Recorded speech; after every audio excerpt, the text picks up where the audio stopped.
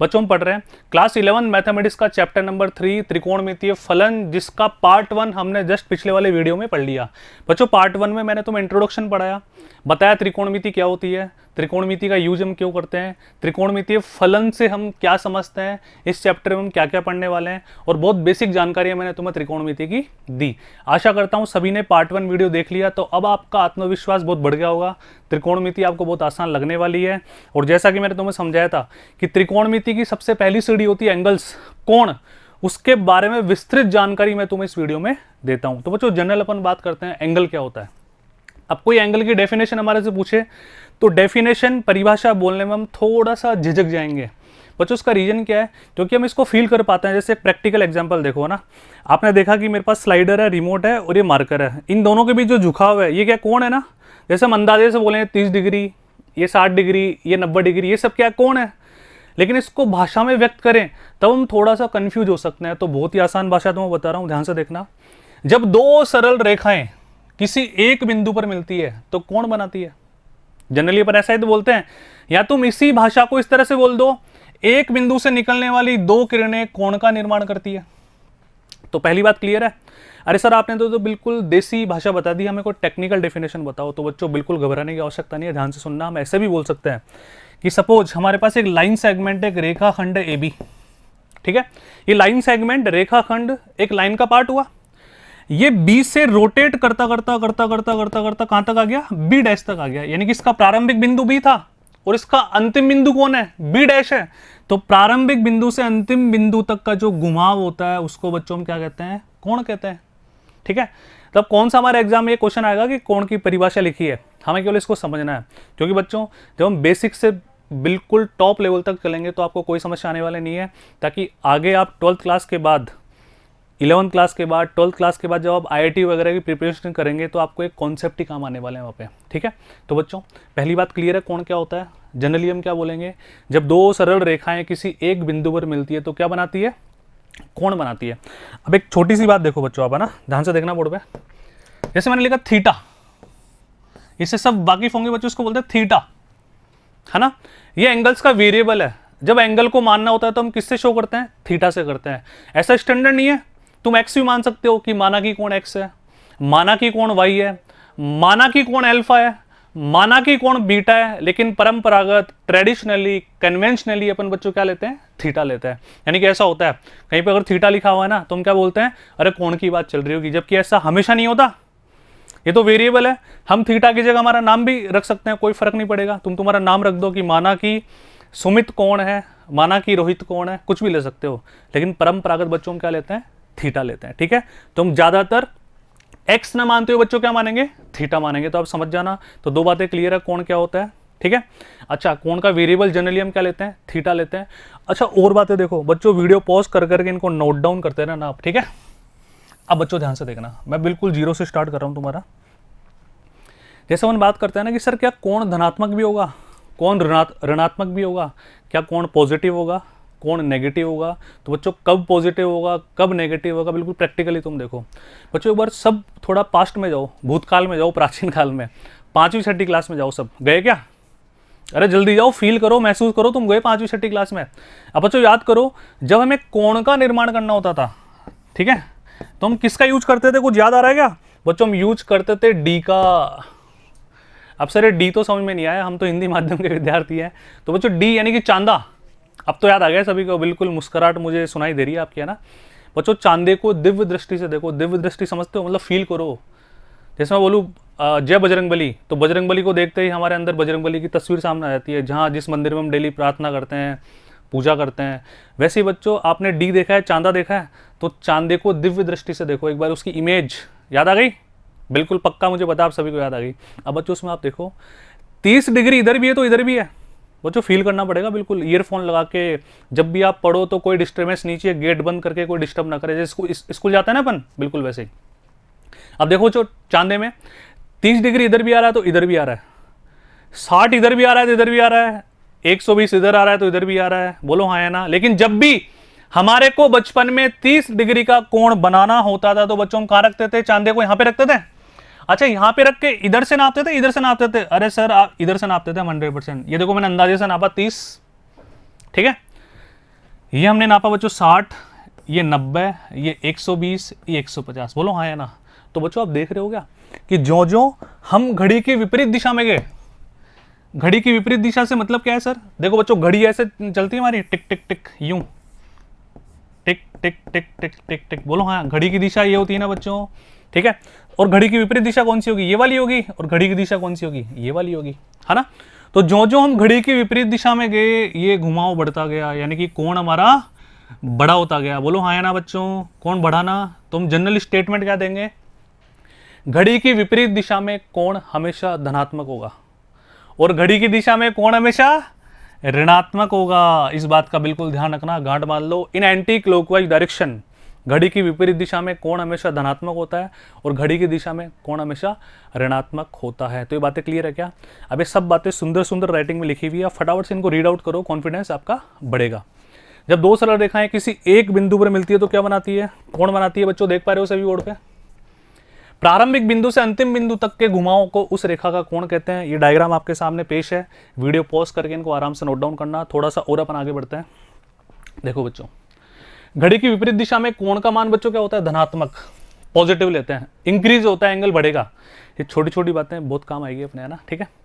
और घड़ी की दिशा में कोण क्या होता है बच्चों? ऋणात्मक होता है। देखो ये हमने घड़ी की दिशा में लिया तो क्या हो गया? नेगेटिव। और एक घड़ी की विपरीत दिशा में लिया तो ये एंगल क्या होगा? पॉजिटिव होगा। तो यहाँ तक की बातें बिल्कुल क्लियर है बच्चों। अब अपन देखो एक बहुत काम की बात तुम्हें समझाता हूँ बच्चों, ध्यान से देखना ना। जैसे अपन बात करें बच्चों, इसको आप रफ कर, आराम से नोट डाउन कर लेना, मैं रफ कर रहा हूँ। मैंने बोर्ड पे लिखा बच्चों, ध्यान से देखना, 5 किलोमीटर 5 मीटर, ठीक है, और 5 सेकंड। अब सेकंड को ऐसे हटा दो, चलो ठीक है, 5 किलोमीटर 5 मीटर और 5 सेकंड। अब मैं क्या लिख रहा हूं बच्चों, ध्यान से देखना, 5 मिनट 5 किलोमीटर, ठीक है, और 5 सेकंड। एक और ले लो, अब 5 मीटर।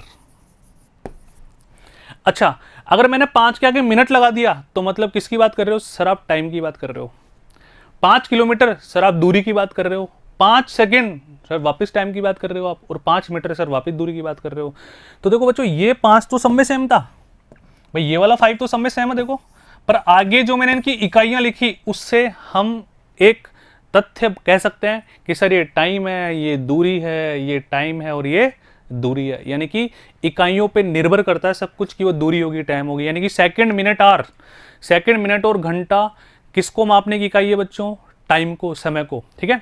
वैसे ही किलोमीटर, मीटर, सेंटीमीटर ये किसको मापने की इकाई है? दूरी को। तो क्या सर वैसे ही एंगल्स को मापने के लिए कोई सिस्टम होता है, कोई पद्धतियां होती हैं? बिल्कुल सही जवाब बच्चों, 3 पद्धतियां होती है। यानी एंगल्स का मेजरमेंट करें तो बच्चों हमारे पास दुनिया में 3 सिस्टम है जिनसे एंगल को शो किया जाता है। अब सर हम तो बचपन से एक ही पढ़ रहे हैं, डिग्री। डिग्री पढ़ रहे हो तुम? 1 डिग्री का कोण, 2 डिग्री का कोण, 360 डिग्री का कोण, 180 डिग्री का कोण। बच्चों और भी होती है, आइए मैं तुम्हें समझाता हूं ध्यान से, है ना। देखिए बच्चों सब बोर्ड पे, कोण मापन की पद्धति है बच्चों। कोण मापन की 3 पद्धतियां, साष्टिक पद्धति, क्षतिक पद्धति और वृत्तीय पद्धति, है ना। इसको बोलते हैं सेक्साडेसिमल, सेंटेसिमल और सर्कुलर। बच्चों हमारे काम की 2 है, साष्टिक पद्धति और वृत्तीय पद्धति, ठीक है। बच्चों जो तुम डिग्री वाला सिस्टम पढ़ते हो ना, 10 डिग्री, 20 डिग्री, 180 डिग्री, 150 डिग्री, वो सब साष्टिक पद्धति के अंतर्गत आती है। और जो हमारे जो एक्सरसाइज है वो रिलेशन किसके बीच निकालेंगे? वृत्तीय और साष्टिक। वृत्तीय पद्धति में रेडियन होता है, बोलते हैं ना 5 रेडियन, 6 रेडियन, ये मैं तुम्हें डिटेल से समझाने वाला हूं। और क्षतिक पद्धति में बच्चों ग्रेड सिस्टम होता है कि 5 ग्रेड, 6 ग्रेड, एक कोण, तीनों को याद कर लो। साष्टिक पद्धति में हम क्या पढ़ेंगे? जनरली डिग्री, जो हम बचपन से पढ़ते हुए आ रहे हैं। क्षतिक पद्धति में क्षतिक, है ना, इसमें हम क्या पढ़ेंगे बच्चों? ग्रेड। और वृत्तीय पद्धति, सर्कुलर सिस्टम हम क्या पढ़ेंगे बच्चों? रेडियन। हमारे जो सिलेबस में, हमारी पाठ्य पुस्तक में बच्चों इन दोनों के बीच हम संबंध निकालेंगे कि रेडियन और डिग्री में क्या संबंध होता है। लेकिन इन तीनों की एक बार बेसिक जानकारी मैं तुम्हें देता हूँ, या पढ़ लो। देखो सेम लिखा हुआ डिग्री, डिग्री को बच्चों किससे शो करते हैं? छोटा सा डिग्री बना देते हैं। रेडियन, रेडियन के लिए बच्चों छोटा सी लगा देते हैं। और रेडियन के लिए आप सी ना लगाओ तो भी काम हमारा चल जाएगा, वो मैं तुम आगे बताऊंगा। अभी के लिए इतना सा ध्यान रखें, ग्रेड के लिए छोटा सा जीएम लगाते हैं। तो तीनों बातें क्लियर है। कोण मापने की 3 पद्धतियां होती हैं बच्चों, साष्टिक पद्धति, क्षतिक पद्धति, वृत्तीय पद्धति। साष्टिक पद्धति जो हम बचपन से पढ़ते हुए आ रहे हैं, डिग्री सिस्टम। क्षतिक पद्धति ग्रेड सिस्टम। वृत्तीय पद्धति रेडियन, ठीक है। आइए बच्चों, अब हम पढ़ते हैं पहले षटकोणीय माप यानी कि शाष्टिक पद्धति के बारे में पढ़ते हैं। बच्चों एक छोटी सी बात देखो, इन सबसे पहले अपन इसके बारे में गौर फरमाना है, ध्यान से देखना बच्चों, है ना। बच्चों तुम सभी जानते हो, एक मैं ब्लैंक पेज यहाँ पे लेता हूँ नया ना, एक समकोण के बारे में सभी बालक बालिकाएं ढंग से जानते हैं। बच्चों एक समकोण में डिग्री कितने होते हैं? 90 डिग्री होते हैं, बचपन से तुम पढ़ते आ रहे हो। क्योंकि बचपन से जो हमारे पद्धति चल रही थी कोण मापने की, वो थी शाष्टिक पद्धति, तो हम डिग्री पढ़ रहे थे ना। बच्चों एक्चुअली होता क्या, ध्यान से देखना ना। मैंने तुम्हें इंट्रोडक्शन वाले वीडियो में भी समझाया था कि ज्यामिति फेल होने के बाद त्रिकोणमिति शुरू होती है ना। यानी कि ज्यामिति के प्रश्नों को जब हल करने में जो समस्या आने लगी, तब किसका इन्वेंशन हुआ बच्चों? त्रिकोणमिति का हुआ। अब ध्यान से देखो, एक समकोण को 90 बराबर भागों में बांटा जाता है। इस बात को दिमाग में फिट कर लो, ये सिस्टम बनता कैसे है। एक समकोण को 90 बराबर भागों में बांटा जाता है, प्रत्येक भाग कहलाता है डिग्री, इसीलिए कहते हैं एक समकोण में 90 डिग्री। बात समझ में आई क्या? ठीक है, आगे प्रत्येक डिग्री को 60 बराबर भागों में बांटा जाता है, प्रत्येक भाग कहलाता है मिनट, इसीलिए कहते हैं एक डिग्री में कितने मिनट? 60 मिनट। और मिनट के लिए एक सिंगल डैश यहां पे लगा दो, एक छोटा सा डैश यहां पे हमें लगाना होता है। ठीक है, दोबारा बोलता हूं, ध्यान से देखो, एक समकोण को 90 बराबर भागों में बांटा जाता है, प्रत्येक भाग कहलाता है डिग्री, इसीलिए सर हम कहते हैं कि एक समकोण में 90 डिग्री, प्रत्येक डिग्री को 60 बराबर भागों में बांटा जाता है, प्रत्येक भाग कहलाता है मिनट, इसलिए बोलते हैं बच्चों एक डिग्री में कितने मिनट? 60 मिनट। आगे चलो, प्रत्येक मिनट को 60 बराबर भागों में बांटा जाता है, प्रत्येक भाग कहलाता है सेकंड। और बच्चों सेकंड के लिए हम 2 डैश लगाते हैं, है ना। मिनट के लिए 1 लगाएंगे और सेकंड के लिए हम 2 लगाएंगे। तो बच्चों ये तुम्हारे सामने पेश है, एक समकोण में 90 डिग्री, एक डिग्री में 60 मिनट और एक मिनट में 60 सेकंड। इसको और मैं तुम्हें समझाता हूँ, ध्यान से देखना बच्चों। जैसे देखो 90 डिग्री है, ठीक है। अब बच्चों 90 डिग्री को है ना, बिल्कुल ध्यान से देखो, तुम 90 डिग्री को हम ऐसे भी ले सकते हैं, 89 डिग्री, 89 डिग्री और 60 मिनट। बताओ इस बात से सहमत हो या नहीं हो?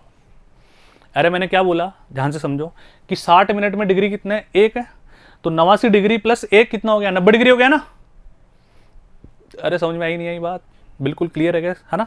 यानी कि 90 डिग्री को हम क्या लिख सकते हैं? 89 डिग्री और 60 मिनट। तो बात एक ही है। अब एक बात बताओ बच्चों, जनरल सी बात है ना, तुम बचपन से ये सब करते हुए आ रहे हो, जब 1 घंटे को हमें मिनट में कन्वर्ट करना होता है तो हम 60 से गुणा करते हैं। बोलो हाँ या ना? करते हैं ना गुणा। अच्छा, सेकंड से जब मिनट में जाना होता है तो हम 60 का भाग देते हैं। अरे सर सेमी से सेंटीमीटर से जब मीटर में जाते हैं तो 100 से भाग देते हैं, लेकिन जब किलोमीटर से मीटर में जाते हैं तो 1000 से गुणा करते हैं। इसका मतलब सर आप ये बोलना चाह रहे हो कि मैथमेटिक्स में, गणित में, जब बड़ी यूनिट से छोटी यूनिट में जाते हैं तो गुणा करना पड़ता है, और छोटी से बड़ी में जाते हैं तो भाग देना पड़ता है। तो वही सिस्टम यहाँ पे लागू होगा, जब यूं चलेंगे तो गुणा करेंगे और ऐसे चलेंगे तो डिवाइड करेंगे।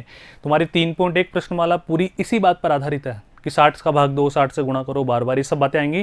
तो थोड़ा सा धैर्य रखो, पहले एक बार इनके बेसिक समझो। तो बच्चों शाष्टिक पद्धति क्लियर है? फटाफट से सारी बातें पढ़ लो, जो मैंने तुम अभी पढ़ाया सब कुछ बोर्ड पे लिखा हुआ है। वीडियो पॉज करके इन सब बातों को आप नोट डाउन कर लेना। जो लैंग्वेज थी वह as it is note down करना। बच्चों एक बात ध्यान रखो, रफ कॉपी में पहले मेरे साथ साथ आप इन बातों को लिखो वीडियो पॉज करके, फिर फेयर कॉपी में प्रॉपर नोट्स बनाओ। और जब फेयर कॉपी में आप लिखो तो आपको ये वीडियो देखने की आवश्यकता ना पड़े, सबको दिमाग में होना चाहिए। फिर आपको बस संडे के संडे रिवीजन करना है। आपके मैथमेटिक्स में 100 में से 100 नंबर कोई दुनिया की ताकत नहीं रोक पाएगी। बस जैसा बोल रहा हूँ वैसा आप करते जाओ। तो शाष्टिक पद्धति मेरे हिसाब से क्लियर है। चलिए जी बच्चों, शतिक पद्धति पे चलते हैं। जैसे बच्चों ध्यान से देखो, ये अपने सिलेबस में इतनी नहीं है, मैं केवल तुम्हें जानकारी दे रहा हूँ, ध्यान से देखना। जैसे शाष्टिक पद्धति में एक समकोण को 90 बराबर भागों में हमने बांटा, वैसे ही एक समकोण को 100 बराबर भागों में बांटते हैं। देखो शतिक से कुछ मिल रहा है कि 100, 100, है ना। तो शतिक पद्धति में बच्चों ने क्या किया? 100 बराबर भागों में बांटते हैं, प्रत्येक भाग कहलाता है ग्रेड, इसलिए एक समकोण में कितने हो गए बच्चों? 100 ग्रेड हो गए।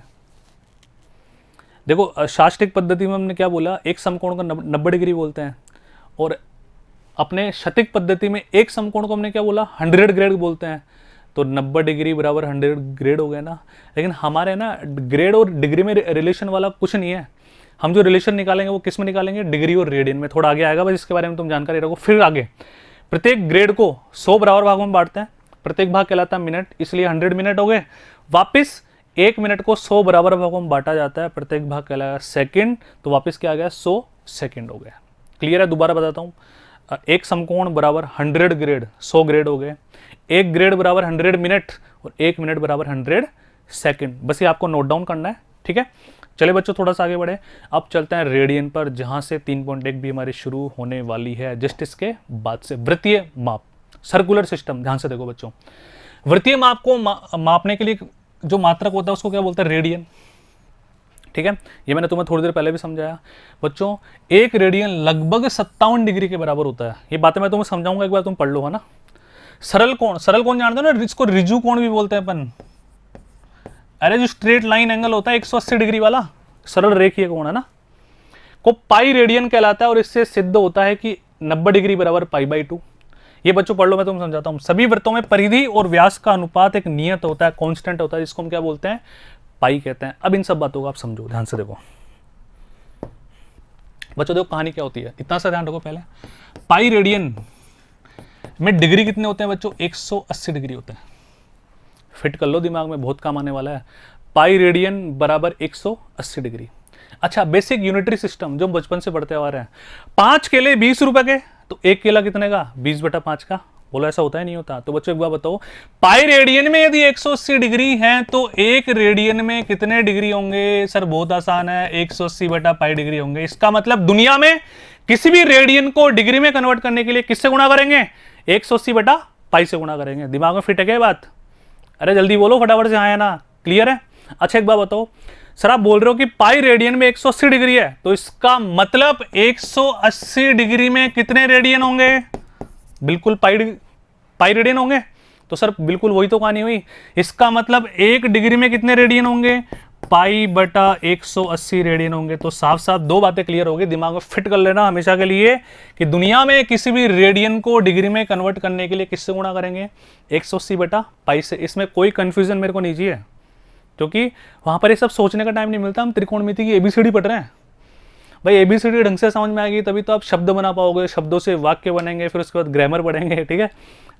और किसी भी डिग्री को रेडियन में कन्वर्ट करने के लिए किससे गुणा करते हैं? π/180 से गुणा करते हैं। अब सर इसमें एक बात है, मैं आपकी भावनाओं को समझ पा रहा हूँ बच्चों।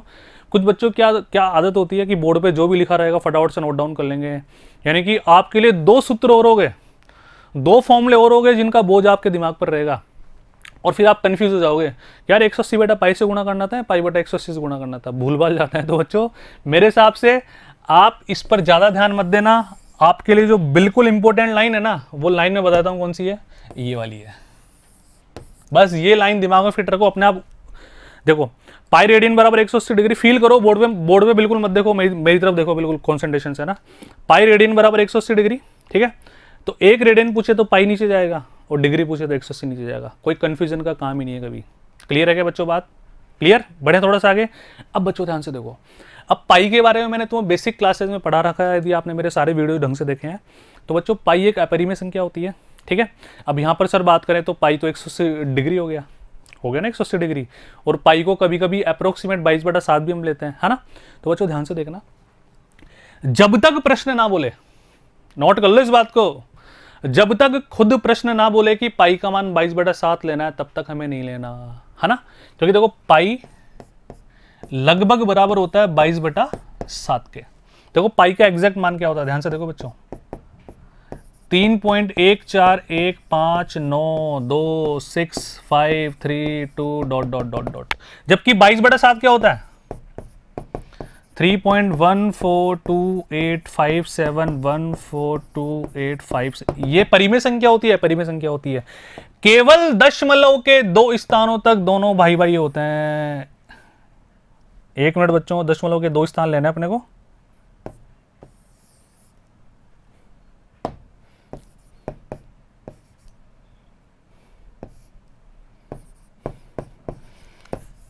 .14 3.14, ठीक है। अब ध्यान से सुनो, जब तक क्वेश्चन ना बोले तब तक हमारे को पाई का मान 22/7 नहीं लेना, लेकिन क्वेश्चन बोल दे तो 22/7 लेना है। अब यहाँ पे 2 बातें आती है, ध्यान से देखना बच्चों ना। पहली बात, एक नया पेज लेता हूं, ध्यान से समझना। क्वेश्चन यदि हमारे को ऐसा बोलता है ना कि पाई की एग्जैक्ट वैल्यू, तो मैंने आपको बताया 3.141592, है ना। 22/7 3.14 28 57 14 28 57।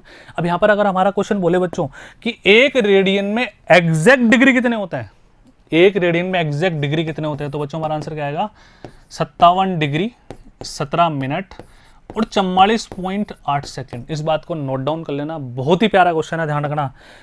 अब यहां पर एक क्वेश्चन और बच्चों, उसके बाद लिखना अपना। यदि क्वेश्चन खुद बोले पाई बराबर 22/7, तो एक रेडियन में बताओ कितना होगा डिग्री। अब आंसर देखना क्या आएगा, 57 डिग्री 16 मिनट 22 सेकेंड। दोनों बातें बहुत ही इंपॉर्टेंट है, दोनों में डिफरेंस समझाता हूं बच्चों। भाई यदि क्वेश्चन डायरेक्ट ऐसे बोल रहा है कि एक रेडियन में डिग्री कितने होते हैं, तो उसने अगर पूछा कि जैसे कोई बोले तुम्हारे को 1 मीटर में सेंटीमीटर कितने होते हैं, तो हम ये थोड़ी दिमाग लगाते हैं लगभग पूछ रहा है, एग्जैक्ट पूछ रहा है।